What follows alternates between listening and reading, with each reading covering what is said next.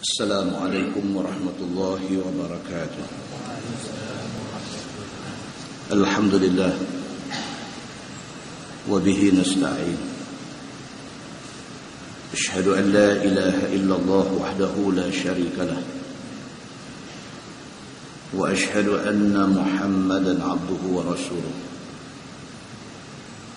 ونصلي ونسلم على هذا النبي الكريم سيد المرسلين وعلى آله وصحبه أجمعين. أما بعد، أيها المؤمنون اتقوا الله، أوصيكم وإياي بتقوى الله،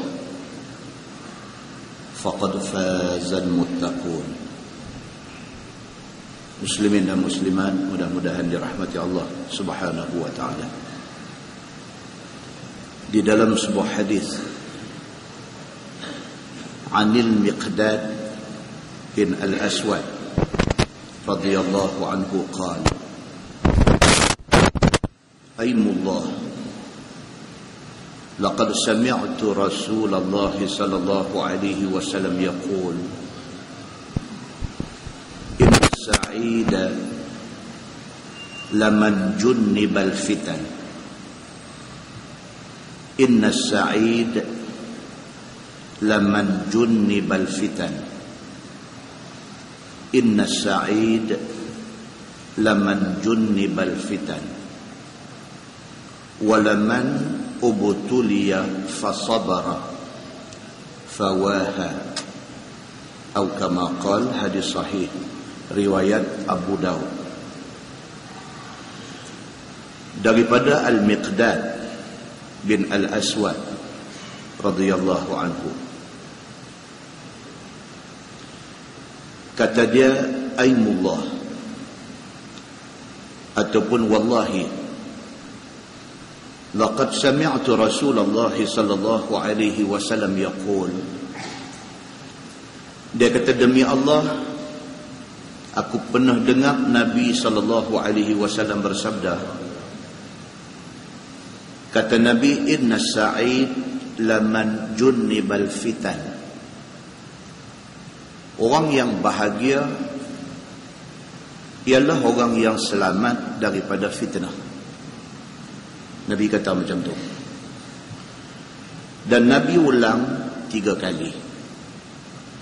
Nabi kata, inna as-sa'id laman junnibal fitan. Inna as-sa'id laman junnibal fitan. Nabi kata orang yang bahagia adalah orang yang selamat daripada kena fitnah. Kali yang keempat, Nabi kata, walaman ubtuliya fasabara. Dan orang yang bahagia itu ialah orang yang kalau ditimpa fitnah sekalipun, dia sabar. Kalau terus tak kena fitnah, bahagia dia. Pasal apa? Pasal kita tak tahu. Fitnah ni apabila dia kena kita boleh tahan ke tak? Yang tu kita tak tahu. Ada orang yang kena fitnah tak tahan. Ada orang yang kena fitnah tahan. Fitnah ni ialah ujian. Ujian Tuhan boleh bagi mai dekat kita macam-macam. Masa hidup ada ujian dia, masa mati ada ujian dia. Kalau kita ditakdirkan Allah hidup senang, senang tu ujian. Dan ramai pun orang yang kalah dengan ujian senang. Kalau ditakdirkan Allah Subhanahu wa taala kita hidup susah, susah tu ujian. Ramai pun orang yang kalah dengan ujian susah. Macam itulah kalau Allah takdir kita miskin, Allah takdir kita kaya, Allah takdir kita sakit, Allah takdir kita sehat, Allah takdir kita ada anak pinak ramai, Allah takdir kita tak ada anak, Allah takdir kita dengan pangkat kedudukan dan sebagainya. Semua tu akan menjadi fitnah kepada kita. Ada manusia Allah Subhanahu wa taala bagi dekat dia ujian susah, dia tahan. Tuhan bagi senang, dia kalah. Ada manusia Allah Subhanahu wa taala bagi dekat dia sakit, dia tahan. Allah bagi dia sihat, dia kalah. Manusia akan diuji selagi mana dia boleh duk tarik nyawa, selagi mana dia boleh duk berjalan, selagi mana dia boleh duk bergerak atas muka bumi ni, dia akan diuji. Adakah ujian itu sampai ke tahap fitnah kepada dia? Allah saja yang tahu. Maka Nabi SAW kata, inna sa'in, sesungguhnya orang yang bahagia itu ialah laman junnibal fitan, ialah orang yang dia terhindar, terlepas daripada fitnah. Bahagia dia. Pasal apa? Pasal kalau kena uji, kalau kena fitnah, belum tentu dia boleh sabar. Dan Nabi kata untuk kali keempat, walaman ubtuliya fasabara. Dan bahagia itu kepada orang yang kalau ditakdirkan dia kena uji, dia boleh sabar, dia bahagia. Bahkan kata Nabi, fawahan, bahkan bahagia satu orang itu apabila dia kena fitnah, dia boleh kata, alangkah baiknya fitnah ini. Satu benda yang merupakan tak baik ataupun negatif untuk dia, dia boleh terima secara positif. Dia kata, alhamdulillah Allah bagi aku sakit. Sekurang-kurangnya sakit ni mengingatkan aku pada Allah. Ujian Allah tu, dia boleh terima benda tu sebagai satu kebaikan bagi dia. Muslimin dan muslimat yang dirahmati Allah sekalian, dalam sebuah hadis riwayat daripada Abi Hurairah radhiyallahu anhu, kata dia, anna Rasulullah sallallahu alaihi wasallam qala, la taqumu as-sa'ah hatta yamurra ar-rajul biqabri ar-rajul fayaqul ya laitani makana. Daripada Abi Hurairah radhiyallahu anhu, dia kata Nabi sallallahu alaihi wasallam bersabda, Nabi kata kiamat tidak akan jadi hatta yamurra rajul biqabri rajul, sehinggalah apabila satu orang berjalan di kubur satu orang yang lain, fayaqul, dan dia kata, ya laitani makana. Bila dia lintas satu kubur, dia lintas satu kawasan perkuburan, dia kata, ish, alangkah baiknya kalau aku yang duduk dalam kubur tu. Pasal apa terbit kata-kata yang macam tu daripada mulut dia? Pasal apa? Pasal dia menjadi satu orang manusia yang kena fitnah, dan dia tak boleh tahan dengan fitnah yang kena dekat dia, sampai dia bercita-cita kalaulah dia dah mati duduk dalam kubur, dia kata itu lebih baik daripada dia hidup menanggung fitnah. Bila sampai macam ni jadi, inilah tanda kiamat sudah dekat. Maksud daripada tuan-tuan, manusia pada ketika itu sudah duduk di dalam satu zaman, duduk dalam satu masa fitnah keliling. Ada harta jadi fitnah, ada anak-anak jadi fitnah, ada jiran-jiran jadi fitnah. Segala benda yang ada kat dia jadi satu fitnah kepada dia. Sampai dia bercita-cita, kalaulah aku dah mati, lega aku tak gaduh tanggung semua reba ini. Nabi SAW kata, bila berlaku keadaan macam tu, itu kiamat sudah dekat, dunia sudah huru-hara. Muslimin dan muslimat yang dirahmati Allah sekalian, dalam Quran Tuhan kata, kutiba alaikumul qital wa huwa kurhul lakum wa asa an takrahu syai'an wa huwa khairul lakum wa asa an tuhibbu syai'an wa huwa syarrul lakum wallahu ya'lamu wa antum la ta'lamun. Sadaqallahul azim. Tuhan kata dalam ayat ni, difardukan ke atas hampa semua perang, sedangkan hampa tak suka. Siapa suka perang? Nak main masjid mengaji kitab pun segan, nak pergi perang. Nak main masjid, nak main mengaji kitab, bukan sahaja nak main masjid, nak main mengaji kitab, main mengaji pun tak awak kitab. Punya ringannya benda kita nak buat ni pun kita tak boleh buat. Nak suruh galas senjata pergi perang, Satu benda yang Allah Subhanahu wa taala sebut, dia kata kutiba alaikumul qital, diperlukan ke atas hampa semua perang, wa huwa kurhul lakum, manusia tak suka. Pasal apa? Pasal perang ni kalau tak mati hidup, kalau tak hidup mati. Siapa suka? Manusia tidak suka kepada benda yang boleh membawa satu risiko yang pada penilaian dia tak bagus. Manusia tak suka mati. Sedangkan perang memungkinkan dia mati. Tapi Tuhan kata apa? Wa asa an takrahu syai'an wa huwa khairul lakum. Kadang-kadang benda yang hampa tak suka tu baik untuk hampa. Tuhan kata. Hampa tak suka perang. Perang sabilillah hampa tak suka. Pasal hampa duk nampak nak mati. Sedangkan kalau mati dalam perang itu syahid. Syahid ni tidak ada balasan melainkan syurga. Manusia nampak mata kasar kata tak bagus. Tuhan kata tapi sebenarnya itu baik bagi hampa. Wa asa an tuhibbu syai'an wa huwa syarrul lakum. Macam itulah. Kadang-kadang benda hampa cukup syok, cukup suka, Tuhan kata tak baik untuk hampa. Kita nampak mata kasar kita benda tu bagus, kita nak benda tu. Dapat ke tangan kita, rupanya dia membawa akibat buruk kepada kita. Wallahu ya'lam. Tuhan kata yang tahu ni Allah. Baik buruk satu-satu benda Allah aja yang tahu. Wa antum la ta'lamun. Tuhan kata hampa tak akan tahu hakikat sesuatu benda baik ataupun tak baik. Muslimin dan muslimat yang dirahmati Allah sekalian. Kita pernah baca satu hadis daripada Abi Hurairah radhiyallahu anhu. Kata dia anin Nabi sallallahu alaihi wasallam qala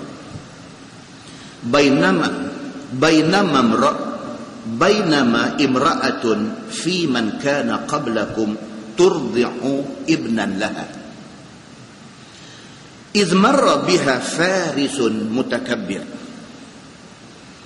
alaihi syaratun hasanah فقالت المرأة اللهم لا تمت ابني هذا حتى أراه مثل هذا الفارس على مثل هذا الفرس.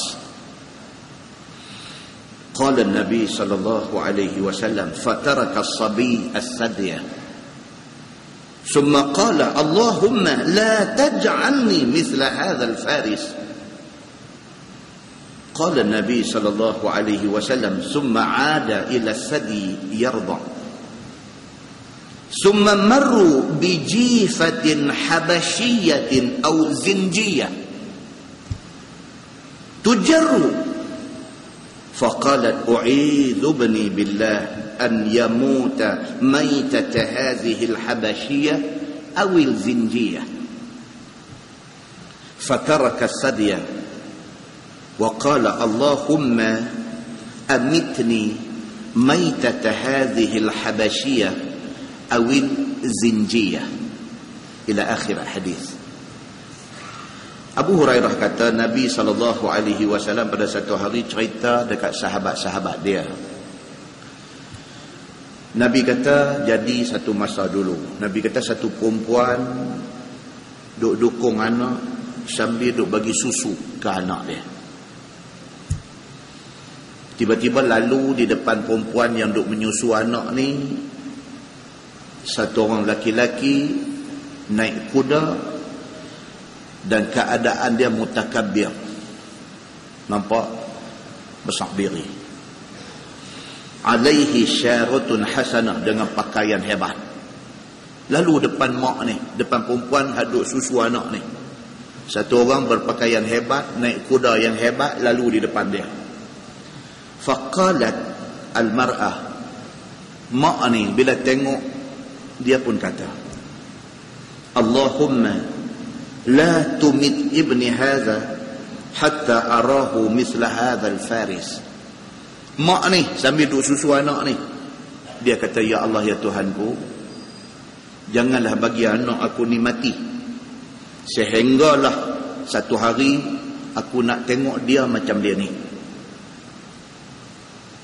Belum aku pejam mata mati, aku nak tengok anak aku haduk menyusu ni, aku nak tengok dia ni hidup senang macam dia ni, jadi orang kaya macam dia ni, pakaian hebat macam ni, dengan kenderaan kuda yang hebat macam ni. Ya Allah, ya Tuhanku, minta supaya anak aku ni jadi macam orang ni satu hari esok. Sebelum mati aku nak tengok dia berjaya macam ni. Pada pemikiran mak dia ni, itulah kehidupan yang elok untuk anaknya. Qala Nabi sallallahu alaihi wasallam fataraka as-sabi as-sadiyah. Nabi kata budak hak duk menyusu ni berhenti minum susu, dia beralih tengok mak dia. Summa qala Allahumma la taj'alni misla hadzal faris. Dia beralih tengok mak dia, dia kata ya Allah, ya Tuhanku, minta aku tak mau jadi macam dia ni. Budak duk menyusu, tak reti bercakap, tak reti apa, tiba-tiba Allah Subhanahu wa ta'ala bagi budak ni boleh bercakap. Terkejut mak dia ni. Qala Nabi sallallahu alaihi wasallam summa 'ada ila sadi yarda. Lepas dia bercakap lagu tu ke mak dia, dia beralih, dia isap balik susu mak dia. Summa marru bi jifatin habasyiyatin awil zinjiyah. Duk sat lalu pula di depan mak dia ni satu mayat perempuan Habasyiyah, perempuan kulit hitam, ataupun perempuan zinjiyah, perempuan hamba, diheret dengan kuda. Satu perempuan hamba Habasyi kulit hitam mati kerana didera, mati kena bunuh dengan tuan dia, diikat kaki, diheret dengan kuda, lalu di depan mak yang duk menyusu budak ni. Qalat, kata mak dia, u'izubni billah. Dia kata, ya Allah, ya Tuhanku, aku minta berlindung dengan Allah, anak aku ni an yamuta maitata hadhihi al-habasyiyah awil zinjiyah. Mintalah anak aku ni janganlah akhir hidup dia macam mana perempuan hamba Habasyi yang mati dibunuh dan diheret dalam keadaan hina ni. Ya Allah, mintalah anak aku jangan jadi macam ni esok-esok ni. Fatarakas sadiyah. Budak ni berhenti lagi sekali menyusu. Dia beralih ke mak dia.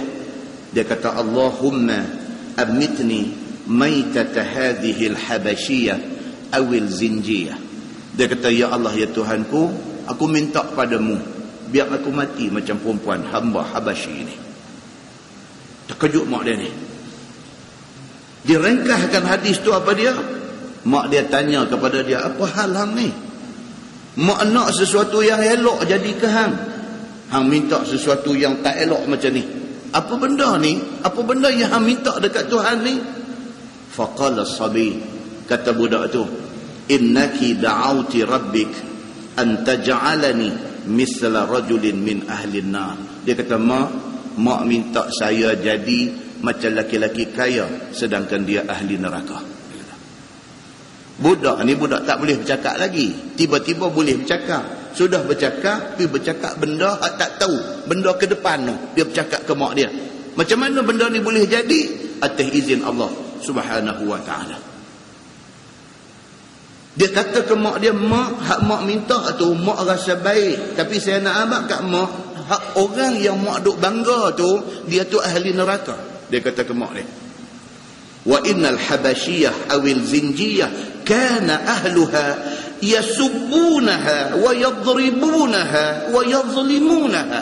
Dia kata, mak, ni hamba Habasyiyah, perempuan kulit hitam, dia ni kena maki, kena dera, kena zalim, kena pukul dengan majikan dia. Fataqul, dan tiap-tiap kali dia kena dera, dia kena balun, dia kena zalim, dan akhirnya kena bunuh. Mulut dia cuma sebut hasbi Allah, hasbi Allah, cukup Allah dengan bagi aku, cukup Allah bagi aku. Mak, dia ni ahli syurga. Saya nak jadi macam ni, mak, macam orang yang akhir hidup dia di syurga. Hadis itu hadis riwayat Imam Ahmad di dalam Musnad Imam Ahmad. Muslimin dan muslimat yang dirahmati Allah sekalian, banyak benda yang jadi dalam masyarakat kita, keliling kelalang kita hari ini, luar jangka kita. Kita jangka baik, rupa-rupanya tak baik. Kita duk jangka tak baik, rupa-rupanya baik. Kerana baik tak baik itu adalah pada tilikan dan pada penilaian Allah Subhanahu wa ta'ala, bukan pada tilikan dan penilaian manusia. Apa yang kita nak kena buat apa dia? Dalam sebuah hadis riwayat daripada Abi Hurairah radhiyallahu anhu, dia kata qala Rasulullah sallallahu alaihi wasallam, la yatamannayanna ahadukumul maut imma muhsinan fala'allahu an ya'isha yazdadu khairah wa huwa khairul lahu wa imma musian fala'allahu an yasta'tiba, atau kama qala, hadis sahih riwayat Imam At-Tirmizi. Daripada Abi Hurairah radhiyallahu anhu, sabda Nabi sallallahu alaihi wasallam, Nabi kata janganlah satu orang bercita-cita untuk nak mati. Jangan satu orang dengan kerana ujian yang Tuhan bawa mai ke dia, dengan kerana satu balak yang Allah timpakan kepada dia, dengan kerana satu dugaan yang Tuhan mai takdirkan timpa atas batang tubuh dia, dia putus asa dan ingat nak mati. Nabi kata jangan macam tu. Pasal apa? Imma muhsinan, kalau sekiranya hang memang orang baik, kita memang baik, kita memang tak salah, tapi orang pi buat macam-macam benda, kata kita jahat, kata kita salah, kita kecewa dengan apa yang orang duk kata ke kita. Kalau hang memang orang baik, Nabi kata fala'allahu ayya'isha yazdadu khairah, mudah-mudahan dengan hidup yang Tuhan bagi dekat hang tu, hang akan boleh tambah lagi kebaikan hang. Jangan ingat nak mati. Kecewa tidak ada di dalam hidup orang Islam. Kalau hang orang baik, hang rasa kecewa, rasa frust dengan orang duk buat bagi kita ni jadi macam-macam pada mata orang. Kalau hang betul orang baik, baki umur hak duk ada tu, buat lebih kebaikan lagi, supaya kebaikan yang hang buat tu wa huwa khairun lahu, menjadi kebaikan untuk kamu esok ni. Wa imma musian, tapi kalau hang memang orang jahat, orang kata macam-macam, memang hang jahat sungguh pun, jangan kecewa, jangan minta mati. Kalau kita jahat sungguh sekalipun dan orang kata kita jahat, fala'allahu ayyasta'tib, mudah-mudahan umur kita yang ada tu kita bertaubat dan buat kebaikan. Cerita nak putus asa, nak minta mati, tak mau. Islam tak mau benda ni. Apa pun kita daripada ni ke depan tengok kebaikan. Apa lagi kebaikan kita boleh buat? Buat tuan-tuan. Mudah-mudahan mati kita mati dalam keadaan beriman kepada Allah Subhanahu wa ta'ala. Muslimin dan muslimat yang dirahmati Allah, kita cari tuan-tuan, pintu nak buat baik ni duk ada banyak. Pasal apa kita tak pergi buat benda-benda baik ni? Cari. Semalam kita mengajar di Masjid Brown Garden, Penang. Sebelum puasa bulan 7 kuliah, masjid depa baru siap. Lantai kayu dia dah hangat sikit. Saja saya sebut dalam kuliah tu, saya kata tuan-tuan, masjid ni pun ada seorang aja bagi. Dia seorang aja, dia kontraktor, dia buat bagi masjid tu sebiji. Total harga lebih kurang dekat 2 juta. Dia bagi seorang dia. Saya kata dia dah dapat pahala dia. Kita cari apa kita boleh buat. Tuan-tuan boleh pakat-pakat. Saya kata bagi seorang 1 ekon ke apa ke. Pakat 4-5 orang beli 1 ekon, pakat 4-5 orang beli 1 ekon saja. Saya lempang, lontarkan idea tu. Tuan-tuan, habis sembahyang Isya, turun duk pakai kasut, ada orang pergi jumpa pengurusi masjid. Dia kata ekon semua saya nak buat. Ada orang macam tu tuan-tuan. Dia kata ekon semua saya nak buat, berapa biji pun tak apa, cari kontraktor mai, bagi tahu berapa biji sesuai, habaq kat saya berapa, ya saya pukul 1 cek. Jadi ada tuan-tuan, orang hak jenis nak cari ni kebaikan apa dia boleh buat ni ada. Pengurusi pun alhamdulillah, terima kasih banyak-banyak. Mai seorang lagi pula, dia kata lantai kayu ni kami orang tua-tua duk sakit lutut, dia kata lah ni macam ni, 1 masjid kapet saya bagi.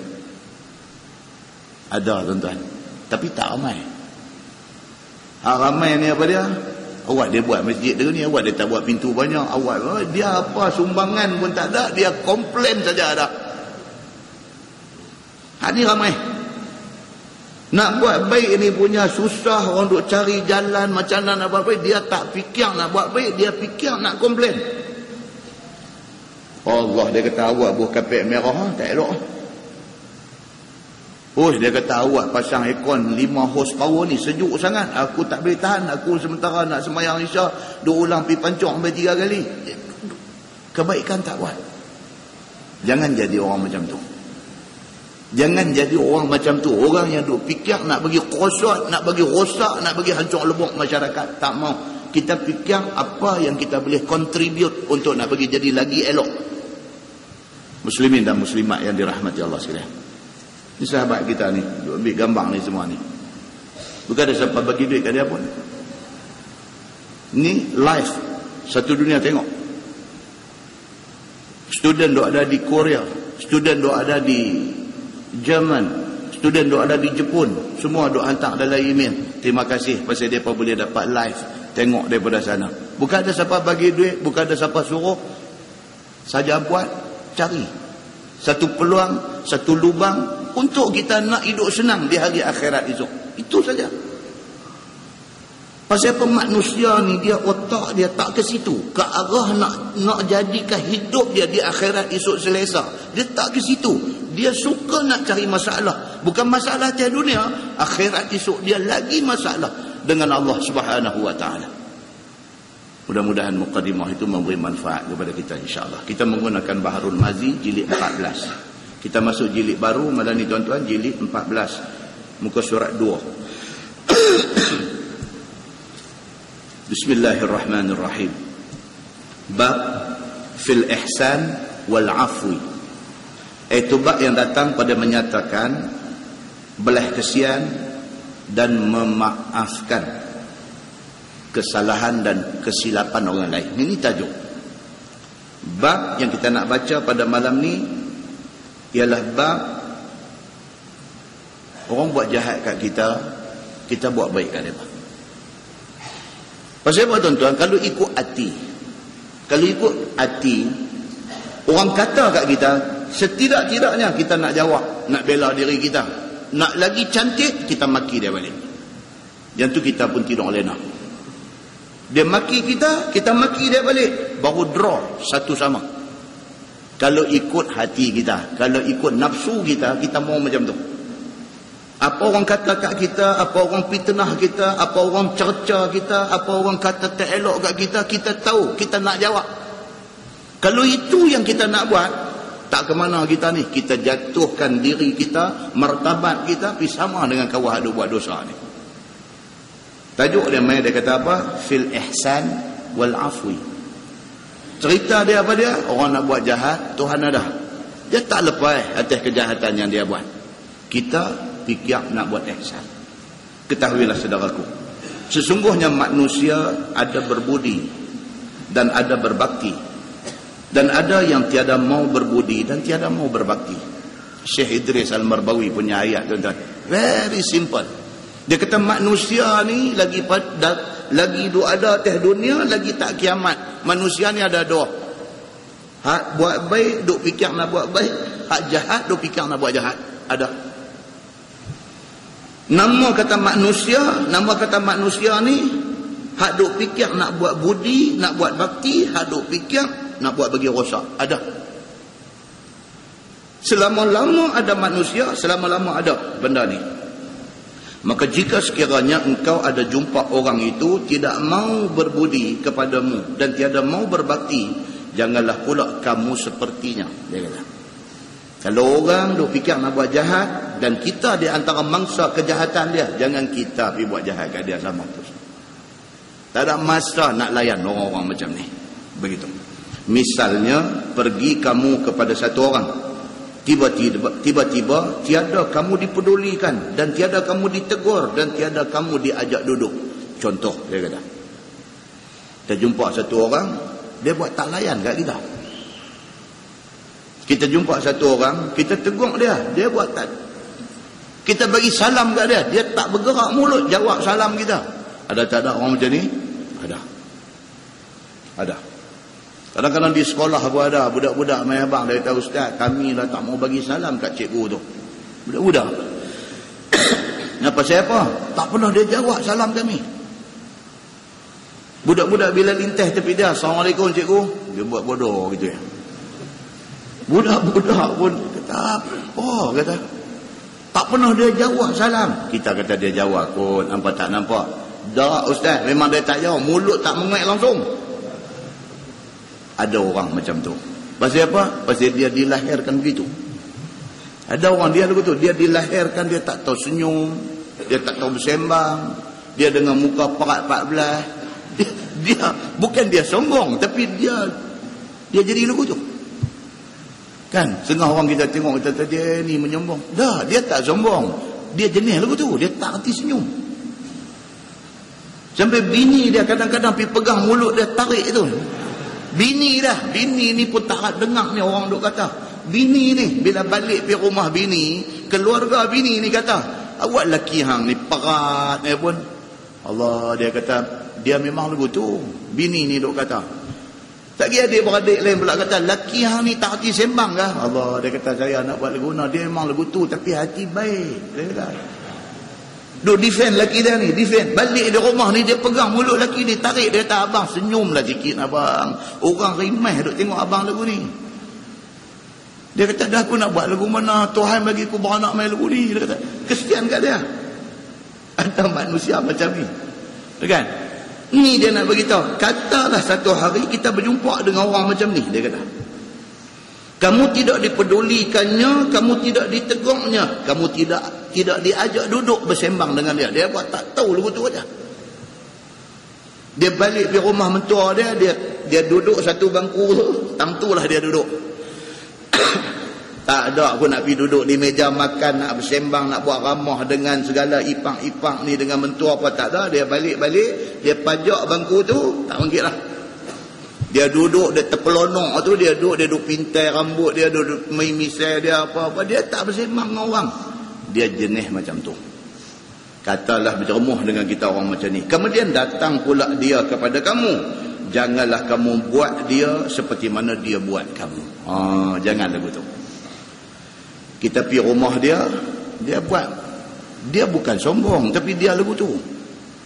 Kita ni pergi rumah dia tak bercakap dengan kita, dia tak bersembang dengan kita, sampai tak tegur kita, sampai tak senyum kat kita. Kita kata dia ni suka ke tak ni aku main rumah dia. Tak apa, main rumah aku esok aku tahu lagu tu. Kitab ni kata apa? Jangan lagu tu. Orang buat jahat kat kita yang tu biar pergi kat dia. Apatah lagi dia tak jahat, memang dia lagu tu. Jangan kita pergi duduk balas, tak elok ke dia. Dia kata. Bahkan tegur dia, muliakan dia, hormat dia, ambil peduli kepada dia. Agama suruh lagu tu. Dia tak mau tegur kita pun, kita tegur dia sahabat tu lah. Dia muka masam dengan kita pun, kita duduk manis muka lagu tu lah kat dia. Itu yang agama suruh. Ajak dia naik ke rumah, jamu dia makan apa yang ada pada kamu, dan lawan dia bercakap dan berbuat. Ajak dia sembang.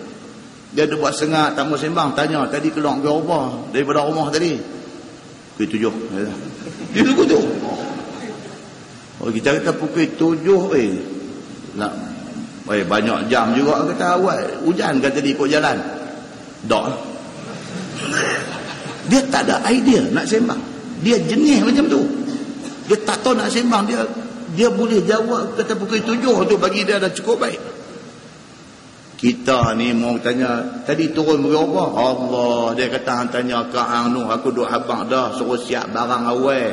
Kata nak berjalan jauh ni jangan duk buat lambat-lambat. Dia tak ada, ni semua panjang-panjang tak ada. Dia dulu masa sekolah dia dapat A meringkaskan karangan. Dia dapat A. Karangan duk ada 500 patah perkataan tu, suruh dia peringkas jadi 25 patah, dia boleh buat bagi 15 lah. Dia ni dia cukup pandai bagi ringkas ni, dia cukup pandai. Macam kawan kita jenis SMS ni, kita dia malam ni kuliah ada ke tak? Ada. Dia jawab sepatah ada. Kita jawab, hantar lagi satu kat dia, kita kata kita pergi sekali nah. Dia jawab balik K saja. K. Okey, 2 huruf tu pun dia berkira O tu tak mau, dia pun K saja. K. Ada tak ada tuan-tuan bila jumpa orang macam ni? Sangat ekonomik orang ni. Sangat ekonomik.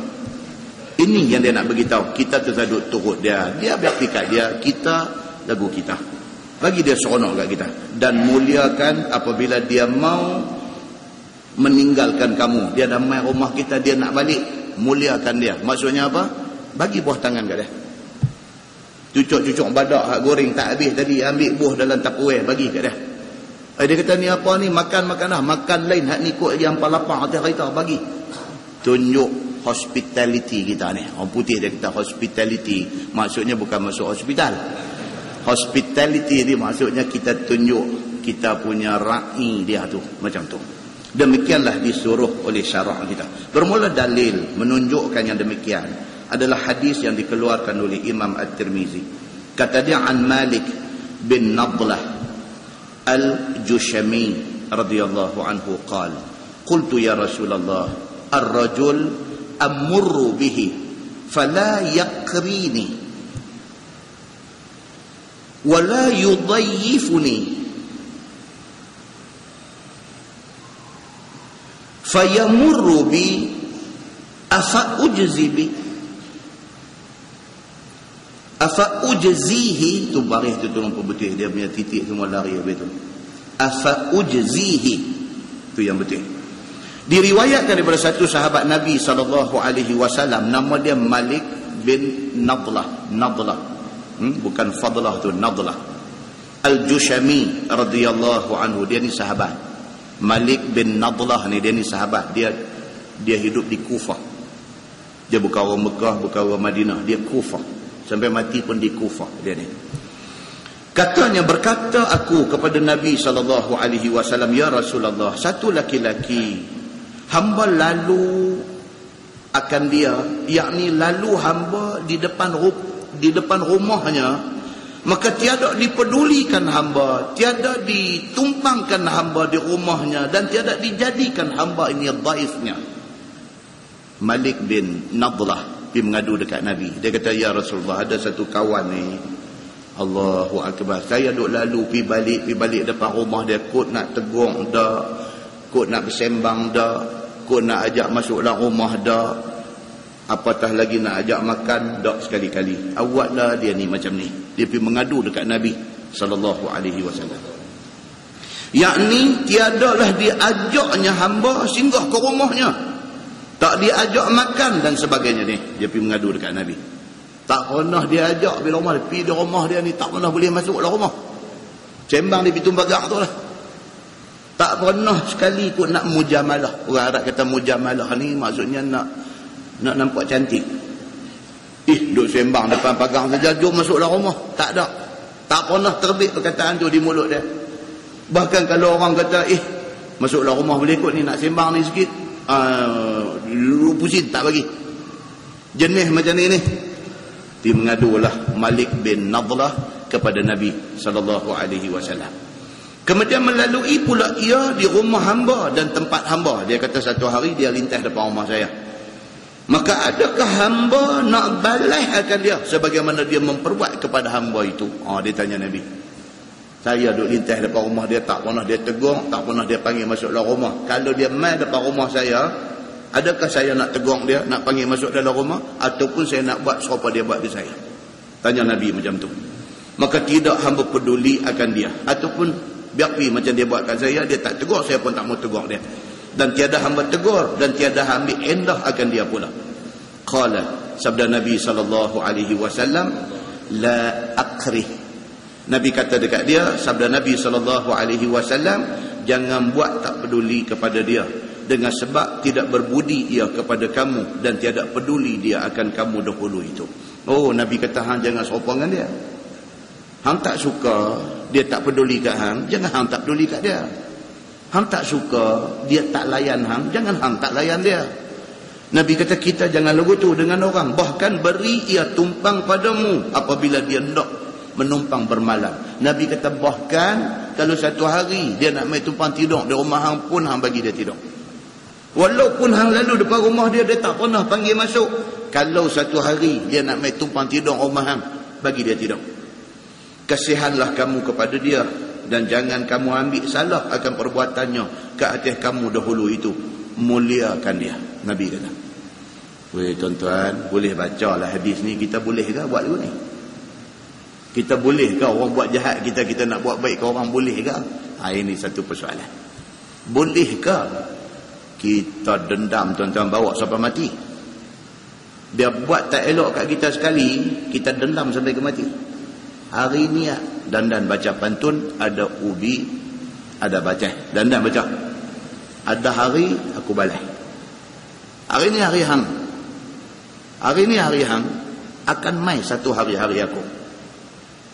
Hari ni sedap hang buat kat aku. Satu hari hang tahu aku siapa. Manusia ni lagu tu. Dan inilah yang nak dididik oleh Nabi sallallahu alaihi wasallam. Nabi nak suruh kita ni tak jadi macam tu. Sambung hadis tu, qala, dia kata wara'ani arassas siyab faqala hal laka min mal. Ni mai tajuk lain pula. Kata Malik bin Nadlah, dan tiba-tiba dilihat oleh Nabi sallallahu alaihi wasallam akan daku memakai pakaian buruk. Malik bin Nadlah ni pergi jumpa Nabi, pergi mengadu hal tadi. Nabi dah jawab dah dekat dia. Nabi kata kalau orang buat jahat kita jangan buat jahat ke orang. Habis dah bab tu, main bab lain pula. Nabi tengok dia ni. Nabi tengok Malik bin Nadlah ni. Nabi tengok dia atas bawah. Awak dia ni pakai, nampak macam orang miskin sangat. Pakaian hak dia pakai, cara dia punya dressing, dia nampak macam orang susah, nampak macam orang miskin. Faqala Nabi sallallahu alaihi wasallam hal laka min mal. Nabi kata dekat dia, Malik, hang tak ada harta ke? Nabi kata dekat dia, Malik, hang ni miskin sangat ke? Nabi tanya dekat dia, Malik, hang ni orang susah ke? Awak pakaian nampak macam miskin susah sangat ni. Perbincangan. Dia kata masalah menegur saudara yang berharta memakai buruk.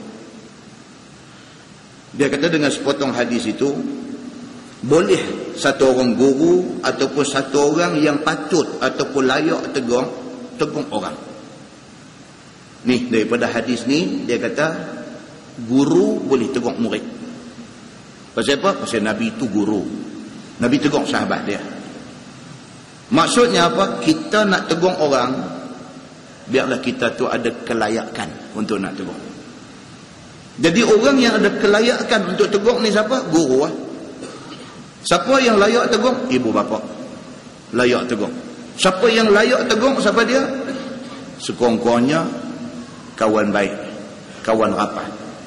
Kalau kita tidak cukup syarat itu, susah. Pasal apa? Kalau tegur jadi hal. Layak ke satu orang macam saya, satu ustaz cabuk, nak pergi komplain Tok Guru ni Aziz. Itu tidak taras, dia panggil. Itu tidak taras. Biar orang yang boleh tegur tu sama taraf, sama kelayakan, boleh tegur. Dia nak habaq kat kita yang tu. Itu adab yang kita kena reti, kita kena faham. Orang macam mana? Hari ni adab ini tak ada tuan-tuan. Duk bersembang, pecah gebang tepi parit, tepi longkang, komplain tok guru alim tu. Oi, jangan. Hang siapa? Orang yang hang komplain tu siapa? Adab tu kena reti. Adab tu kena reti. Kita ni siapa yang kita nak, ini dia nak beritahu kat kita. Kita sukat diri kita dulu, kita tahu kedudukan kita di mana, kita tahu kita layak tak layak tegur orang yang berkenaan ni. Muslimin dan muslimat yang dirahmati Allah sekalian. Bila Nabi tegur Malik bin Nadlah pasal pakai baju buruk, Nabi layak. Pasal apa? Dia bukan sahaja guru, bahkan dia Nabi sallallahu alaihi wasallam.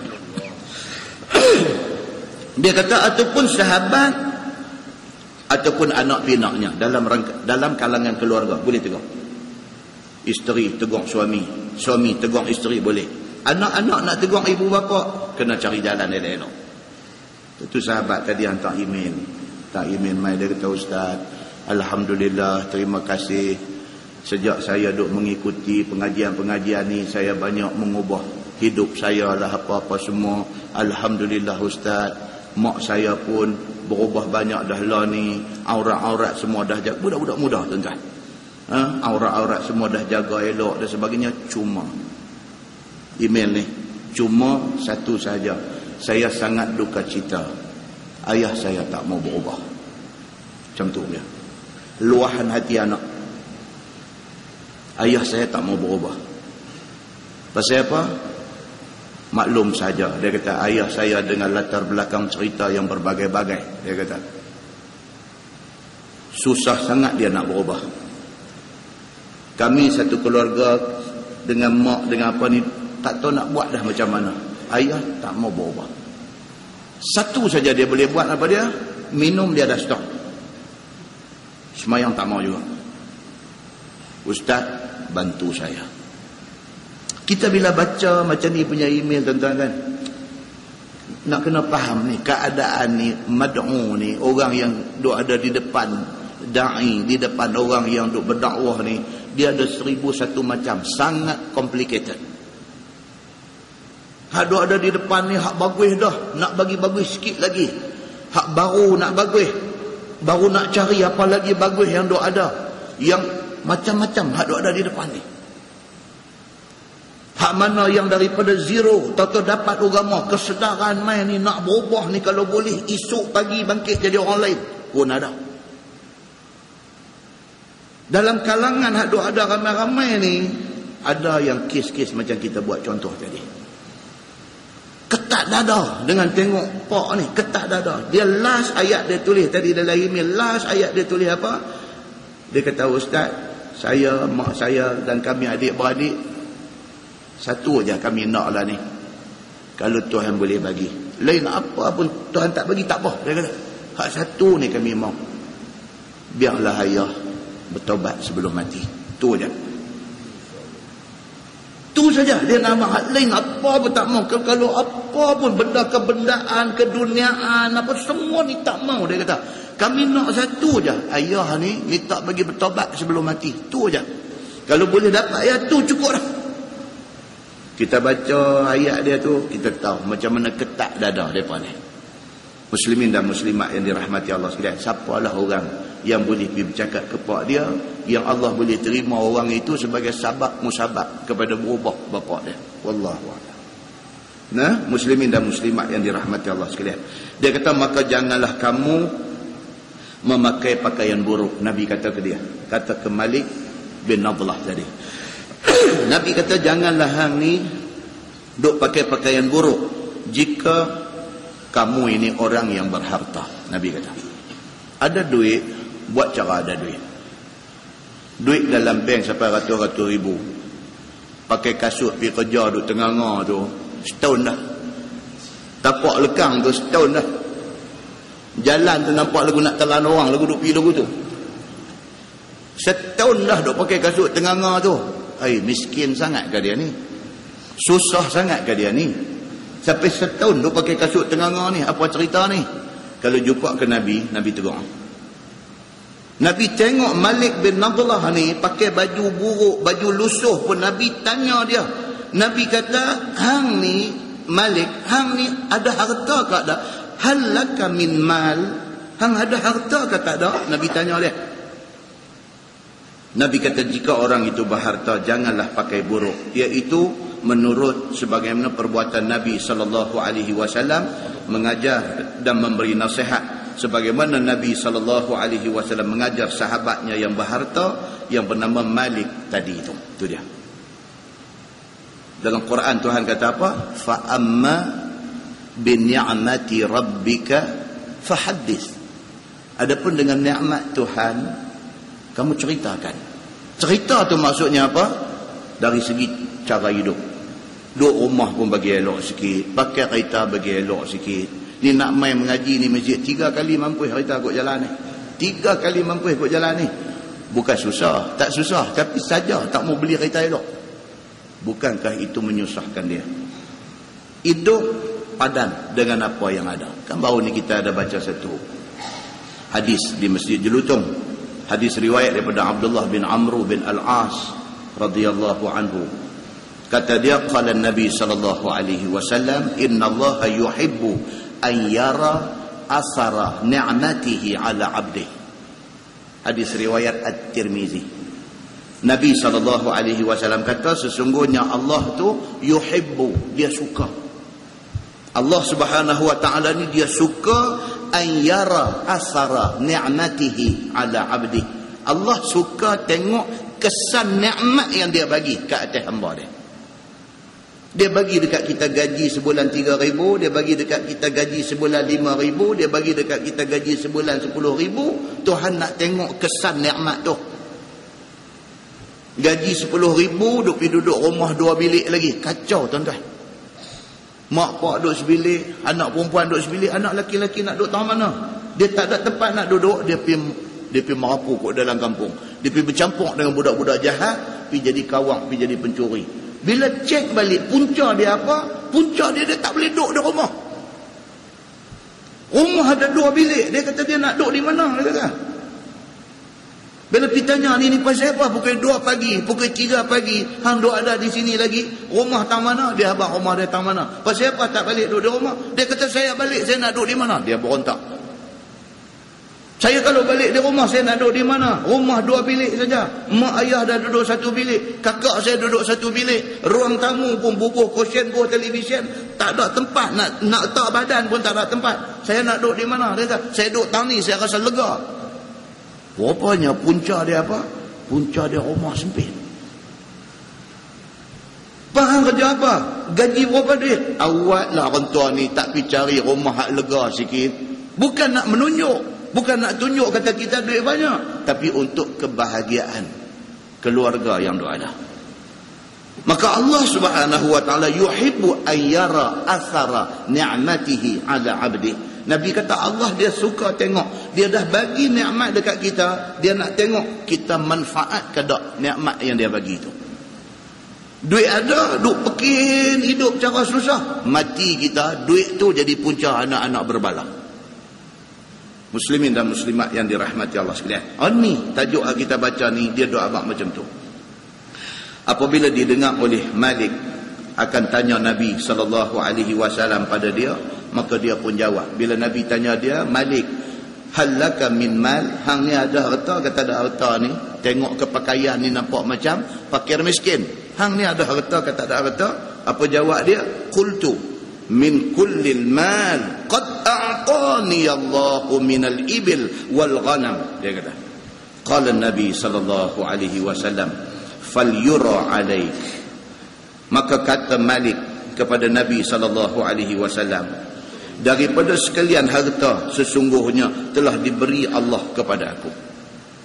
Dia kata dekat Nabi, dia kata, ya Rasulullah, apa yang Tuhan tak bagi kat saya? Dia kata, rupanya ada duit dia ni. Malik bin Nadlah ni, yang pakai buruk tadi ni, bila Nabi tanya dia, hang miskin ke? Hang tak ada apa ke? Tak ada harta ke? Dia jawab balik dekat Nabi SAW, min kullil mal qad a'tani Allah. Dia kata, sebut apa benda, semua Tuhan bagi kat aku. Maknanya ada duit. Dia kata dekat Nabi, Tuhan sebutlah apa? Apa pun Tuhan bagi dekat aku. Minal ghanam wal ibil, unta aku ada berapa banyak.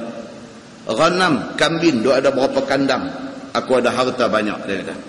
Bila didengar oleh Nabi SAW akan kata dia yang demikian itu, maka sabda Nabi SAW, maka hendaklah kamu perlihatkan dan kamu zahirkan nikmat yang Allah kurniakan kepada kamu.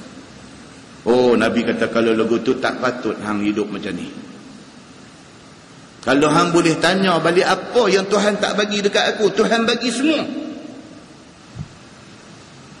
Unta saja duk ada berapa puluh ekor. Ghanam, yang kata kambing ni saja duk ada berapa kandang. Apa yang Tuhan tak bagi kat aku? Macam-macam Tuhan bagi kang. Kalau macam tu, Nabi kata hang jangan buat macam ni. Tunjuk, perlihatkan apa nikmat yang Allah Subhanahu wa taala bagi dekat hang ni. Nabi kata kat dia lagu tu. Muslimin dan muslimat yang dirahmati Allah sekalian. Masalah dia kata menzahirkan nikmat Allah yang telah dikurniakan Allah kepada kamu. Itulah yang disuruh syarak. Bukan suruh menunjuk, bukan suruh kita terlebih-lebih menunjuk, tapi jangan sampai hidup susah macam tu. Tuan tengok Sultan Kelantan lah ni, Sultan Muhammad V lah ni. Tuan-tuan, nama kata Sultan ni tu saya kata lah, dia tak pakai kereta lagu kita pakai ni. Dia pakai kereta hak kita tak mahu tengok dia lot start ni. Dia ada Bentley, nama kereta tuan-tuan. Kita mana pernah dengar Bentley, kita dengar Mercedes-Benz, adalah Bentley dia pakai. Belum cakap lagi kereta-kereta Lamborghini, semua ada. Dia boleh pakai baju Melayu biasa, itu okey. Itu bukan tunjuk miskin, itu tunjuk sederhana. Itu tunjuk sederhana, itu tidak salah. Tapi kalau sampai tunjuk pakai baju koyak rabak, itu tidak dibenarkan oleh agama. Dia yang Allah bagi nikmat macam tu, dia boleh tunjuk dia bersederhana. Bukan senang, bukan semua orang boleh buat macam tu. Demikian juga orang yang Allah bagi harta, tidak susah, tidak miskin, jangan sampai piduk tunjuk macam Tuhan tak bagi nikmat dekat dia. Itu juga dimarah oleh Allah Subhanahu wa taala. Muslimin dan muslimat yang dirahmati Allah sekalian, dia kata menzahirkan nikmat Allah yang telah dikurniakan kepadamu. Itulah yang disuruh oleh syarak kita, sebagaimana tersebut di dalam sepotong hadis tadi. Tak kala sudah disahut oleh Malik akan pertanyaan Nabi bahwasanya diri dia berharta, ada unta, ada kambing dan sebagainya, maka Nabi mengajak dia dengan sabda Nabi, apabila sudah ada kamu berharta, jangan buat macam ini. Ada duit, jangan duk tunjuk kata tak ada duit. Jangan macam tu. Memakai pakaian buruk dan rupa huduh semacam orang sakai, kata ni tak baik ni, kata guna ni. Pasal apa? Pasal sakai lah pun handsome lah. Dulu aja aku dulu. Kan ni dia tulis 60 tahun dulu. 60 tahun dulu depa tak ada pakaian. Allah punya sakai jangan buat pasal. Smart pada kita lagi. So dia kata jangan lagu tu. Tak tahu yang elok dan tak tahu syukur akan nikmat Allah Subhanahu wa taala tu dia. Orang ada duit, duduk tunjuk tak ada duit ni, dia kata ini orang tak tahu syukur nikmat Allah. Tak mau macam ni, dia kata. Bila sudah ada di kurnia Tuhan akan nikmat, mengapa tidak dizahirkan nikmat itu? Beri makan anak isteri kamu berluas sepatutnya. Ada duit, anak bini bagi makan elok-elok sikit. Oh, duk kena telung dadar tu lah tiap-tiap hari. Duit 100,000 duk ada dalam bank, hari-hari makan Maggi. Anak-anak ni rambut pun kerintin habis, daripada rambut lurus menjadi kerintin habis. Kata apa? Ada duit, bukan tak ada duit, tapi piduk buat tak boleh, dia kata. Cubalah berlapang dalam hidup bila ada duit. Dan dia kata bersihkan pakaian dengan pakaian baru dan cuci. Beli baju-baju baru pakai, dia kata. Atas sekira-kira ada persalinan yang baik, bagi ada baju untuk nak salin pakai. Tapi yang itulah hari-hari tak mau. Bagi ada baju lain boleh ganti. Kemudian bersedekahlah kamu dan berbuatlah khairat. Dia kata, hak mana ada belen-belen lebih-lebih itu, belajar-belajar bagi sedekah. Biasakan main masjid RM1 masuk dalam tabung. Biasakan. Biasakan, kita tak akan balik daripada masjid melainkan ada RM1 setidak-tidaknya masuk tabung. Biasakan macam tu. Apakah gunanya harta itu dicari? Bukankah harta itu nikmat Allah? Kalau sudah kamu tahu ia nikmat Allah yang telah dikurniakan Allah kepadamu, gunakanlah pada tempat yang diredai Allah. Dia kata, Allah bagi dekat kita untuk kita rasa. Dulu tuan-tuan, dulu satu masa dulu, orang duit ni duk simpan tak tahu buat apa. Cina menyaga tuan-tuan, Cina menyaga boleh puluh-puluh ribu sebulan. Dia boleh duduk rumah kayu, dalam rumah tu ada 12 keluarga duduk. Dulu tuan-tuan tengok Cina hari ni, dapat duit, mereka rasa nikmat duit tu. Mereka tak duduk dah rumah kayu 8 keluarga, 12 keluarga dalam satu rumah, mereka tak duduk dah lah ni. Bukti daripada apa? Daripada banci penduduk. Banci penduduk yang orang duk buat selalu ni, banci penduduk berapa tahun sekali duk buat ni, dapat finding dia ini, dia antaranya. Daripada ubah dah corak hidup, daripada ubah dah. Daripada mula dah menikmati hasil susah payah mereka. Kau dulu dapat duit, kepui-kepui hantar balik negeri. Dapat duit hantar balik di sana, di kampung laman asyik tok nenek mereka. Mereka duk beli tanah, duk buat apa di sana tu. Lah dah. Mereka susah payah, mereka sakit badan. Hasil tu mereka nak nikmati. Hari ni dah jadi macam tu. Pasal apa? Pasal mereka pun tahu yang sakitnya dia, susah payah cari duit ni dia. Harta tinggal, anak-anak ni dah jadi lain lah. Kita anak orang miskin, anak kita anak orang kaya. Nampak tuan-tuan? Kita ni anak orang miskin, duit sedih, kita kutip dulu. Duit seduit. Dulu kalau bayar bil elektrik, dapat balik duit seduit ni. Duit seduit tu ada satu bekas di rumah simpan. Duit seduit tu bagi kita bernilai. Anak kita hari ni, duit 2 kupang jatuh, dia tak kutip. Dia tak kutip duit 2 kupang. Dia mau duit kertas lah. Anak kita hari ni raya pergi rumah orang, tuan rumah bagi kat dia duit 5 kupang, dia tak mau ambil. Dia tak mau ambil. Dia kata duit kertas tak ada. Dia buat bodoh, dia kata lagu tu. Duit kertas tak ada lah. Dia nak duit kertas. Pasal apa? Seolah-olah duit selin ni tak ada nilai. Berbanding dengan kita dulu seduit kita kutip. Muslimin dan muslimat yang dirahmati Allah sekalian, perubahan ini berlaku di dalam masyarakat pada hari ini. Baik, dia kata bukan disuruh syarak himpun dan cari dengan tidak guna pada tempatnya, bahkan dikurnianya kamu itu supaya syukur kamu dengan memperbuat sebagaimana suruhnya. Allah Subhanahu wa taala nak suruh kita, tunjuk kita terima kasih atas nikmat yang dia bagi ke kita. Begitu. Baik, kata At-Tirmizi, dan pada bab ini ada riwayat daripada Aisyah dan Jabir dan Abi Hurairah, dan ini hadis hasan lagi sahih. Berbudi pada orang itu disuruh syarak. Ini pula satu tajuk. Yakni maulah satu orang itu sentiasa berbakti dan buat baik kepada saudaranya. Dia nak suruh lagu tu. Fikir celek mata pagi, fikir apa kebaikan aku boleh buat hari ini. Jangan fikir benda jahat.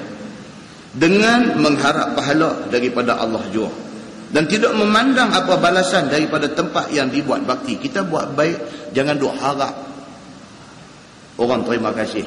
Pasal apa? Pasal zaman hari ini, kalau kita buat baik, kita harap orang terima kasih, kita akan kecewa. Pasal orang hari ini, dia kurang reti terima kasih. Dia kurang. Kita duk tolong. Tu saya kata anak lah, kata adik. Kita tolong adik kita. Bukan tanggungjawab kita. Tanggungjawab kita belah anak kita. Tapi kita sebagai abang yang baik, kita tolong, duk bagi duit kat adik kita. Kita duk bagi tu, dia tak terima kasih. Kita tak bagi, dia maki kita. Hari ni jadi macam tu. Kita yang duk tolong dia, dia pergi masuk mengaji mana, apa-apa semua, kita duk tolong dia, duk bagi duit kat dia, kita duk bagi duit kat dia, tak bunyi terima kasih daripada dia. Satu hari kita tak bagi duit tu, pasal kita nak pakai dia lain duit tu. Bila kita tak bagi, dia maki kita. Abang, duit mana? Dia kata, oi, duit apa? Kita tanya dia, duit abang duk bagi selalu mana? Tanggungjawab aku kah belang? Amolah nak di pasal tanggungjawab aku kan nak belahang ni, kata. Dah lah selalu duk bagi, pasal apa yang tak bagi. Dia tak reti nak terima kasih kita duk bagi tu. Dia jadi macam tu hari ni. Tuan-tuan, saya baru ni beletiak di Masjid Jelutong. Tajuk lebih kurang ni juga lah dia main. Anak-anak kita ni duk mengaji apa semua, dapat pergi mengaji di Mesir, dapat pergi Jordan, dapat pergi Morocco, dapat pergi Yaman, dapat pergi mana apa semua, minta bantuan. Orang pun bagi bantuan. Bukan bagi sikit, bukan bagi 200-300, bukan bagi 500, bagi 1000, bagi 2000, bagi 3000. Tolong. Dah turun dah di Mesir no, di Kairo no, kot nak petik satu SMS, mai terima kasihlah atas bantuan apa semua, saya selamat sampai di Kairo. Satu SMS pun tak sampai. Macam ni punya doa ada ni. Pergi mengaji agama tu, tak erti terima kasih. Kalau kita bagi pertolongan mengharapkan terima kasih, ni dia nak beritahu, kecewa yang akan kita dapat. Kalau kita tak ingat yang tu, kita bagi-bagi sudah habis, aku tak mau ingat apa dah, tahan sikit. Tapi kalau kita bagi, kita ingat budak ni, aku tolong dia, aku tolong 3,000. 3,000 ni bukan sikit, aku boleh buat macam-macam dengan duit 3,000 ni, tapi aku tolong budak ni. Bila dia sampai di sana, satu SMS harga 5 kupang, tuan-tuan, international punya SMS 5 kupang. Apa 5 kupang berbanding dengan 3,000 yang orang tolong dia? Pun dia tak hantar SMS terima kasih. Muslimin dan muslimat yang dirahmati Allah sekalian, budaya nak mengucapkan terima kasih ni semakin mati dalam masyarakat kita hari ini. Dia reti agama, dia kenal agama, dia apa, ustaz tu lah mengajak dia, tiba-tiba satu hari dia maki balik ustaz tu. Masya Allah. Jadi tak jadi benda ni dalam masyarakat hari ni? Jadi. Mana pi budaya kita duk baca yang Nabi duk bagi tahu ni? Mana pi budaya terima kasih kepada guru ni? Mana pi budaya ni? Tak ada. Muslimin dan muslimat yang dirahmati Allah sekalian, kalau kita mengharapkan terima kasih, dia kata apa? Kecewa kita ni. Pasal orang ni dia semakin tak erti nak terima kasih. Kalau kat kita dia tak erti terima kasih, budak-budak ni dekat mak pak dia pun dia tak tahu terima kasih. Dekat mak dia mengandung dia 9 bulan 10 hari, susah payah, dia tak erti terima kasih. Satu hari dia boleh main cakap dengan perkataan yang merobek luka hati mak dia. Dia boleh bercakap. Pasal apa? Pasal dia satu orang manusia yang tak tahu terima kasih. Muslimin dan muslimat yang dirahmati Allah sekalian, maka tolonglah siapa yang patut ditolong. Dia doa abang ni, tolong. Kita terus aduk fikir bab terima kasih. Kalau kita fikir, kita nanti kecewa. Lah terus aduk fikir, kita tolong sudah habis, tak mau duk ingat dah. Muslimin dan muslimat yang dirahmati Allah sekalian. Dan dia kata, berilah apa-apa suatu hajat kepada yang berhajat. Kita mau fikir macam tu ya. Siapa nampak dalam keadaan berhajat, kita rasa kita boleh tolong tunai hajat dia, kita tunai. Tak boleh, abang dia kata tak boleh. Lagu tu aja. Dan sempurnakanlah apa sesuatu kemahuan saudaramu itu. Jikalau belum pun engkau melihat bodinya kepadamu sekalipun. Kita boleh buat lagu tu, dada kita tak ketat. Kita boleh tolong, tak mau fikir apa. Kita buat apa pun tak mau nak harap balasan. Okey.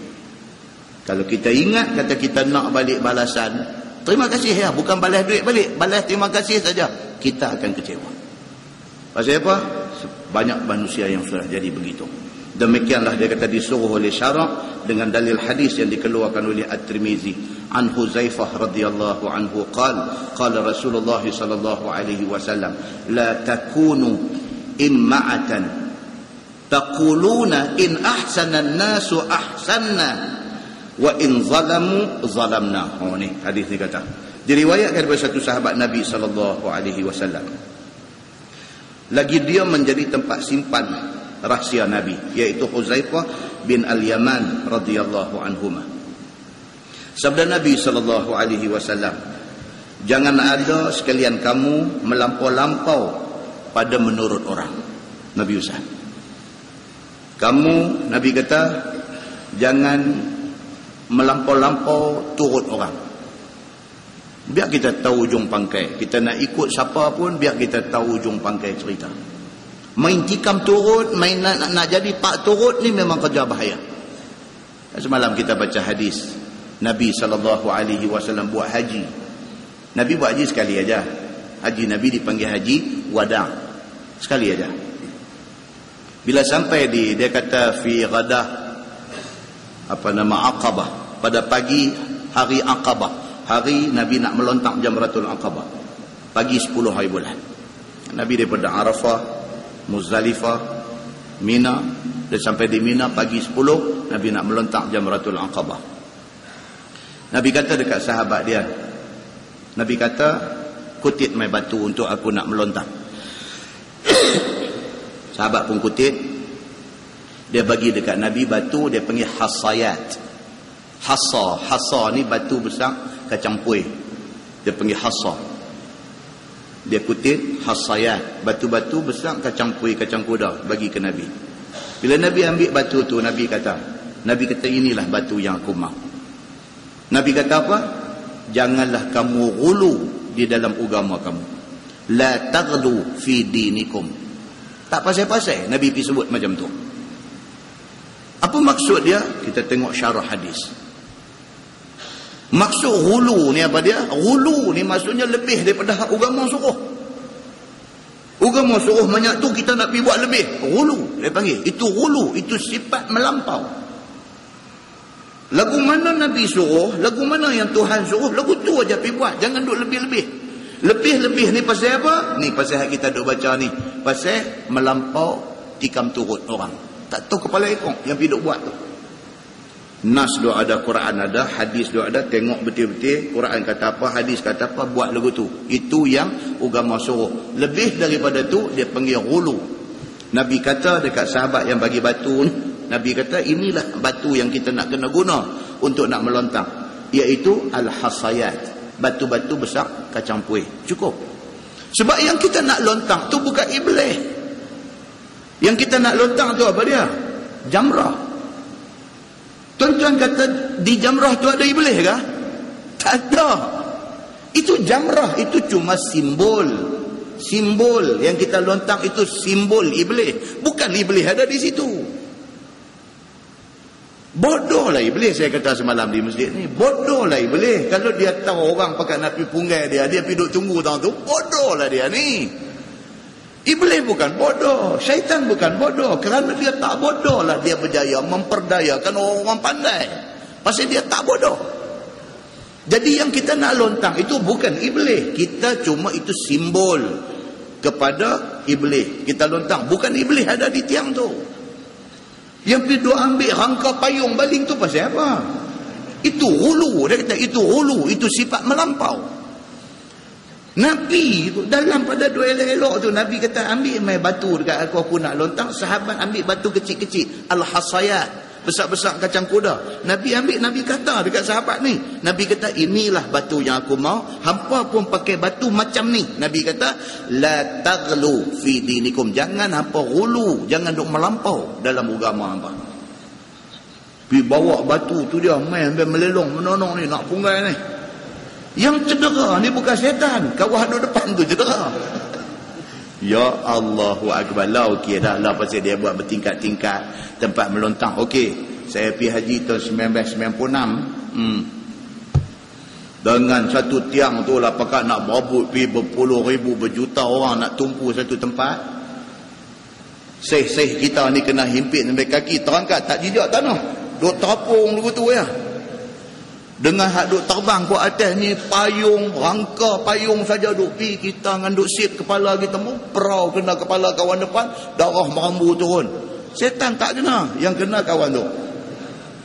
Muslimin dan muslimat yang dirahmati Allah sekalian, dalam agama tidak boleh ghulu, tidak boleh melampau. Ikut nas, jangan create, jangan tokok tambah, jangan mereka cipta hal-hal agama, kerana benda ni membawa kepada ghulu, kepada berlakunya melampau di dalam agama. Muslimin dan muslimat yang dirahmati Allah sekalian. Dan dia kata, berkata sekalian kamu, jika berbuat baik orang pada kamu, nescaya berbuat baik kami. Dan jika tidak berbuat baik orang, nescaya tidak berbuat baik kami. Jangan. Nabi kata jangan lagu tu. Jangan berdendam. Oh, hang buat kat aku hari ni, satu hari aku balas dekat hang. Jangan macam tu, Nabi kata. Jangan hari ni hang cerca aku, esok aku cerca hang balik. Jangan hari ni hang fitnah aku, esok aku boleh create satu fitnah, hantam hang balik. Jangan. Nabi kata sifat macam tu tak mau ada dalam diri orang Islam. Berbudi dengan menanti akan orang berbudi itu dikeji syarak. Dia bagi tahu kat kita di sini apa dia? Dia kata kita kalau nak harap orang terima kasih baru kita nak buat baik, tu salah. Dia kata agama tak mau macam tu. Pihak yang kena tolong wajib berterima kasih, tapi kita tak usah haraplah terima kasih dia. Kalau kita harap, kita kecewa. Dia kata seperti mana yang tersebut di dalam masalah itu, maka janganlah dikata dan dinanti orang buat baik barulah kita nak membalas kebaikan dia. Jangan macam tu, dia kata. Jangan duk tunggu macam tu, ataupun memandang dia dengan tak mau berbuat baik, kamu pun tak mau buat baik kepada dia. Tak mau macam tu. Kan selalu kita baca, Nabi kata apa? Da' yadaka ala sadrik. Nabi kata tangan hang ambil buah tiada dada. Da' yadaka ala sadrik. Fama ahbabtahu li nafsik fa ahibbahu li ghairik. Apa yang hang suka orang buat kat hang, hang buat kat orang. Nabi kata begitu. Kita suka orang buat apa kat kita, kita suka orang hormat kita, kita kena hormat orang. Kita tak suka orang buat apa kat kita, kita tak suka orang fitnah kita, kita jangan fitnah orang. Tanya diri sendiri, apa kita suka orang buat kat kita, buatlah benda tu dekat orang. Islam dia ajar cukup cantik, tapi manusia tidak ikut apa yang Islam ajar. Dia kata dan kemudian kamu pun memberikan, membiarkan dia kamu nampak suka memberi, maka kamu pun tak mau memberi kepadanya pula. Dia tak suka bagi kat kita, kita pun tak mau bagi. Ini dendam ni tak mau. maka dia tak mau bermuafakah dengan kamu, maka kamu tak mau nak bermuafakah dengan dia. Dia tak mau sembang dengan kita baik-baik, kita pun tak mau sembang dengan dia baik-baik, maka sekalian itu tidak baik kepada kamu. Maka yang lebih baiknya ikut turut seperti mana sabda Nabi sallallahu alaihi wasallam, walakin wattinu anfusakum in ahsanan nas an tuhsinu wa in asa'u fala tazlimu. Nabi kata, dan tetapi yang lebih baik itu ialah sediakan dirimu berbuat baik dengan sentiasa, dan jika berbuat baik orang padamu, maka engkau balas berbuat baik itu kepada mereka itu. Itu dia. Nabi kata kita bila pun fikir nak buat baik, sudahlah, kita tak sakit jiwa, dia kata. Dan jika tidak berbuat baik, mereka itu akan kamu sekalipun. Orang buat jahat kat kita pun biar pergi dekat mereka. Orang putih kata apa tuan-tuan? Orang putih kata, when the foolish one speaks, when the foolish one speaks, do not reply to him. Orang putih kata, ni hadis mereka punya. Kalau satu orang bodoh, satu orang bangang duk bercakap, merapu melalut, do not reply to him. Terus ada respon lah. For better than a response to him is silence. Orang putih kata, daripada hang duk jawab apa yang dia duk kata, lagi baik hang duk diam. Pasal apa? If you speak to him, you aided him. Hang jawab apa yang dia duk fitnah hang tolong dia untuk nak merapu lebih lagi. Kita jawab satu, dia tembak mai 10 lagi. Kita jawab 10, dia tembak mai 100 lagi. Tu salah. Dia kata apa? But if you left him with no reply, kita biar pergi kat dia, terus duk jawab apa dekat dia, in extreme sadness he dies. Dia lalai, dia kecewa, dia mampu lagu tu aja. Tentu tengok dalam dunia, dalam Malaysia pun sama. Jadi orang terkenal memang kena maki ya. Manusia sebaik Tok Guni Aziz, orang baik tuan-tuan, 22 tahun jadi menteri besar, dia boleh mempertahankan kehidupan dia macam tu. Dia orang cukup baik. Apa orang tak kata dia? Mereka boleh masuk gambar dalam internet, dia duk hirup ayam dalam piring. Dia pergi bubuh sebelah gambar dia duk hirup ayam dalam piring tu. Dia pergi bubuh gambar khinzir duk sodok ayam. Sakit hati tuan-tuan. Kita yang tengok ni sakit hati, dia tak sakit hati. Kalau dia nak respon, nak jawab benda-benda macam ni tuan-tuan, nak pergi cari siapa buat benda ni, nak pergi saman kau tu, dah selesai ke benda ni? Apa yang orang putih kata ni, when the foolish one speaks, do not reply to him. Biar fikir dia, Tuhan ada. Han nak tulis apa, han nak masuk gambar apa, han nak buat cerita apa, kalau hang betul, kalau niat hang baik, apa yang hang kata tu memang hang wajib kena kata, mudah-mudahan hang dapat pahala.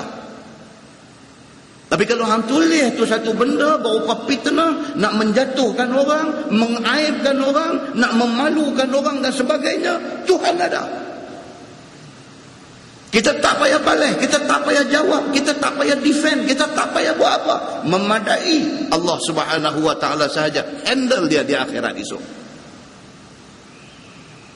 Allah Subhanahu wa taala hantar satu malaikat saja untuk jaga dia ni, malaikat Zabaniyah. Falyad'u nadiyah sanad'u Zabaniyah. Hang panggil berapa ramai geng hang doa ada, mai pertahankan hang. Aku hantar malaikat Zabaniyah saja, Tuhan kata cukup untuk jaga hang. Muslimin dan muslimat yang dirahmati Allah sekalian, jangan sampai macam tu. Jangan sampai buat benda yang menyalahi daripada apa yang agama suruh.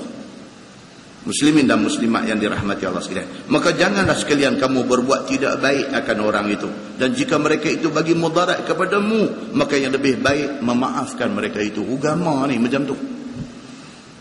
Buat apa pun biar pergi, jawab tak mau, apa pun tak mau. Kalau satu hari dia mai jumpa, dia kata saya minta maaf banyak-banyak, saya lah yang buat ni, kita kata mudah-mudahan Allah bagi petunjuk dekat hang. Ke depan esok jangan buat dah, sudah. Bukan kita nak pegang dia, nak bagi penampang 3 dah kat dia ke apa, buat nak buang geram. Aku memang duk tunggu hari ni, hari yang mai depan aku. Dia mai dia kata minta maaf lah, sebenarnya saya yang buat ni, saya minta maaf. Tak apa. Selesai. Nak balas pun tak, nak apa pun tak, ke depan esok hanya buat dah benda-benda yang tak bagus macam ni. Sudah. Ini yang agama suruh. Kalau kita boleh buat lagu ni tuan-tuan, cukup hebat ni. Orang yang hebat ni apa dia? Orang yang boleh membalas kejahatan orang tetapi dia pilih untuk tak balas. Itu orang hebat. Orang yang betul-betul kuat. Siapa dia orang yang betul-betul kuat ni? Dia boleh kalau dia nak ambil tindakan dekat orang tu, dia tak ambil. Tuan tengok baru keluar dalam surah abang, apa nama, Yaumian ke apa nama surah abang Saudi, baru keluar kan. Satu bapa yang anak dia dibunuh oleh satu orang. Balik search internet boleh jumpa. Satu bapa di Saudi, anak dia dibunuh oleh satu orang. Depa neighbor, berjiran. Tak tahu apa hal pun tak tahu, pergi jadi bergaduh sampai membawa kepada bunuh. Budak yang bunuh anak dia ni ditangkap, dibicarakan, sabit kesalahan, dihukum mati. Saudi depa jalan qisas, hudud, apa depa jalan. Maka budak ni dijatuhkan hukum qisas, hukum mati. Dalam Islam, qisas ni dia boleh bayar dalam bentuk diat 100 ekor unta. Bapa kepada budak yang kena bunuh ni tuan-tuan, dia menolak daripada menerima bayaran diat 100 ekor unta. Dia tak mahu. Dia kata apa? Dia kata dalam tempoh hang duduk dalam penjara ni, kalau hang boleh hafal 30 juzuk Quran,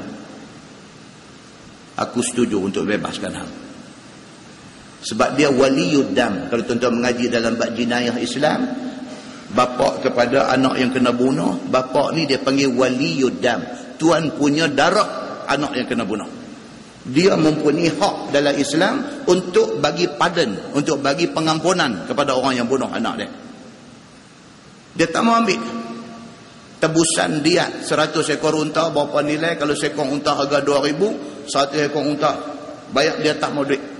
Dia cuma kata kalau dalam tempoh masa hang di penjara ni, kalau hang boleh hafal 30 juzuk Quran, aku bagi pengampunan, hang bebas. Keluar dalam surah Abang Saudi, budak ni hak bunuh anak dia ni, mai pegang kepala orang tua ni, pak kepada budak dia bunuh ni, dia cium dari orang tua ni. Tuan-tuan tengok keindahan Islam apabila orang reti Islam. Bukan dendam yang ada dalam hati dia, tapi sifat ihsan wal afu ada dalam hati dia. Anak aku matilah, aku tuntut berapa banyak pun daripada hang, aku nak tengok hang dihukum pancung depan mata aku pun, anak aku tak hidup balik lah. Bukan dendam yang dia cari. Dia nak apa? Kalau hang boleh hafal 30 juzuk Quran, aku bagi pengampunan dekat hang. Sebagai waliyud dam, aku ampunkan hang. Hang bebas. Dia ni dah memang duk tunggu hari nak kena teteh tengkok ni. Bila dengar pak budak ni kata lagu tu, ayak mata merambu dengan serban merah dia, dia pergi pegang kepala pak budak tu, duk cium masuk dalam surah Abang Saudi. Muslimin dan muslimat yang dirahmati Allah sekalian, apabila Islam itu hidup di dalam masyarakat, keindahan ini, kemanisan ini dapat dirasa. Muslimin dan muslimat yang dirahmati Allah sekalian. So dia kata kat kita di sini apa? Dan jika mereka memberi mudarat kepada kamu, maka yang lebih baik ialah kamu maafkan mereka.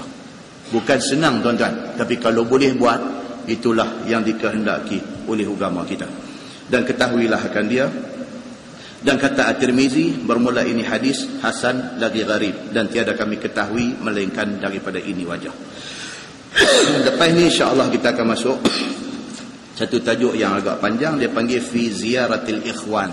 Cerita tentang tuntutan ziarah menziarahi di kalangan saudara mara. Dia akan masuk tajuk tu. Dia akan mai cerita bila kita pergi ziarah ni, kita pergi ziarah orang, apatah lagi yang kita ziarah itu orang sakit, dia kata. Yang kita ziarah itu orang sakit, janganlah semasa ziarah itu dibawa sama dengan kita tukang mandi mayat. Tajuk akan datang. Kawan tu duk sakit lorat. Pergi bawa orang mandi mayat, pergi tengok dia. Memang dia boleh jalan tu. Dia celek-celek mata tengok, Allah, dia ni mai lah. Maknanya dia tak lama lah. Dia kata elakkan daripada bawa orang-orang macam ni. Tukang mandi mayat, tukang kapan mayat, tukang tanam mayat, tukang korek liang. Mereka ni terus ada pergi ziarah orang sakit. Tak boleh. Jadi dalam masyarakat kita pun siapa ada buat kerja ni, pergi tengok masa sihat saja. Masa sakit, hantar saya masuk, duduk di beranda sudah. Pasal apa? Kalau masuk memang leceh. Pasal apa? Dia membawa gambaran kepada kawan sakit ni. Kawan pun mata pun tak apa nak boleh buka, dengan penat, nuham, celik-celik nampak kawan tu. Tak mau yang tu. Ini tajuk akan datang. Dia nak beritahu adab ziarah. Kita pergi ziarah ni pula, dia kata dia ada beritahu banyak. Kita pergi ziarah ni, jangan pergi duduk. Dia buat contoh pun cantik. Pergi tengok, pegang tangan dia.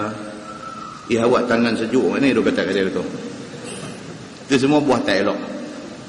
Awak tangan sejuk ni, pegang kepala, pegang. Dia kata kalau duduk main sejuk lagu ni duduk abang lagu tu. Dia kata minta maaf cakap lah pakcik dia kata tak lama ni. Ni dia buat main esok ni, benda-benda macam tu jangan duduk cakap. Kalau kawan tu tidak betul-betul dalam keadaan sakarat, jangan pergi duduk talqin di telinga dia. Dia tak betul-betul akhir hayat lagi. Pergi duduk di telinga dia duduk. La ilaha illallah. Dia backhand tu sekali tak ke? Dia kata aku bukan nak mati lagi. Jadi kena cerdik lah benda-benda macam ni. Ada tak ada tuan-tuan orang tak cerdik ni? Ada. Mai tengok orang sakit duduk sembang tu punya derah dengar ke telinga orang sakit ni. Duk kata kanser ni memang tak ada ubat, dia bunyi tu. Dia kata ni daripada abang kata tahap 4 dah, tahap 4 ni kalau boleh pergi sebulan lagi pun dah cukup baik lah. Tak boleh. Kawan ni dengar dandan dada berombak. Dia duk main lagu tu. Kan ada satu tu imam kita di sebelah Penang ni tua dah, umur 80 lebih. Pergi haji. Kalau ni kita daripada Arafah mai di Muzdalifah, bah tinggal lah punya sistem. Dulu bah tunggu, kita turun pergi nak ambil mabit di Muzdalifah, dah kutip-kutip batu naik balik bah tu juga jalan pergi ke Mina. Lah muassasah tukar cara sampai di Muzdalifah, turun semua bah jalan kosong. Kan nak jadi ke cerita bah nak mai ambil tu tak mai sampai siang esok. Dah subuh tak mai lagi, dah pukul 8 tak mai lagi, pukul 9 tak mai lagi, pukul 11 tengah hari tak mai lagi. Hamba Allah ni umur 80 lebih. Muzdalifah bukan ada pokok pun sebatang pun. Panas makin duk terik. Hak duk ada ni pakat buka kain ihram, duk pegang 4 penyuruh ni, duk buat bumbung dia. Dia umur 80 lebih. Lepas tu dia pun terlampau tak larat ni, jadi macam tak sedar diri. Mai lah syekh nak talqin ni mai. Dia mai duduk di telinga orang tua 80 lebih ni. La ilaha illallah. Kelek mata dia luah balik. Dia kata aku bukan nak mati lagi. Dia kata. Ni lah ini yang tajuk ni dia tak dah baca. Dia pergi Mekah dah. Pergi jadi macam ni. So akan datang ni di bawah tajuk fi ziyaratil ikhwan, cerita ziarah ni pun, cerita ziarah ni saja pun detail. Dia akan buat mai kat kita apa ada adab dia dan sebagainya. Kemudian dia akan mai tajuk fil haya, cerita tentang malu. Kita akan baca satu hadis Nabi SAW, dia sebut satu-satu sahabat dia. Abu Bakar As-Siddiq ni apa dia punya special dia. Umar Al-Khattab ni apa dia punya special dia. Osman bin Affan apa dia punya special dia. Nabi sebut satu-satu. Dan yang kata malu ni, Nabi kata siapa di kalangan sahabat dia yang paling pemalu? Osman bin Affan. Nabi sebut. Dalam ramai-ramai itu, Nabi kata Osman bin Affan orang yang paling malu. Dia malu dengan Allah Subhanahu wa ta'ala. Dan kita akan baca satu hadis cerita satu perempuan yang kena penyakit sawan. zaman Nabi. Dia kena penyakit sawan. Sawan ni maksudnya dia main dia tarik. Bila dia tarik itu habis, aurat semua tersingkap. Dia pergi jumpa Nabi. Dia kata, ya Rasulullah, boleh tak tolong doa kepada Allah supaya sakit saya ni dihilangkan? Kerana saya bukan masalah sakit, dia kata. Masalah saya, bila saya sakit, aurat terbuka, nampak korang. Nabi kata dekat dia, ni, Nabi kata dekat dia, Nabi kata, kalau aku doa minta Allah bagi hang sembuh, Allah akan bagi hang sembuh. Tapi kalau aku minta doa kepada Allah supaya masa hang sakit aurat hang tak terbuka, tapi hang tetap sakit, tapi aurat Tuhan akan pelihara, hang akan dapat syurga, hang mau yang mana? Nabi tanya dia. Kalau kita tuan-tuan, kita nak apa? Kita kata nak baik ya. Dah, perempuan ni pilih apa? Dia kata saya nak syurga. Kalau begitu tak apalah, tak payah minta saya baik, minta Allah pelihara aurat saya. Masya Allah tuan-tuan. Ni yang kata di kalangan sahabat-sahabat, sedangkan dia bukan sahabat besar, bukan sahabat terkenal.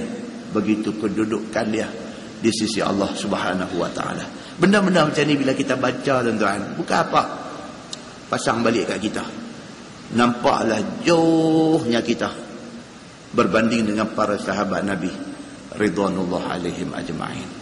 Terus berdoa, terus berusaha, mudah-mudahan Allah bantu kita untuk nak menjadi orang seumpama mereka. Kita tangguh dengan tasbih kafarah dan suratul Asr. Subhanakallahumma bihamdika, asyhadu an la ilaha illa anta, astaghfiruka. Bismillahirrahmanirrahim. Wal 'asr innal insana illa allazina amanu wa 'amilus salihati. اللهم صل على محمد في الأولين والآخرين وسلم، ورضي الله تبارك وتعالى عن سادتنا أصحاب سيدنا رسول الله أجمعين. بسم الله الرحمن الرحيم. الحمد لله رب العالمين، حمدا يوافي نعمه ويكافئ مزيدا. يا ربنا لك الحمد كما ينبغي لجلال وجهك الكريم وعظيم سلطانك. رضينا بالله ربا وبالإسلام دينا وبمحمد نبيا ورسولا. اللهم افتح علينا فتوح العارفين وارزقنا فهم النبيين بجاه خاتم المرسلين. اللهم فقهنا في الدين وعلمنا التأويل واهدنا صراطك المستقيم.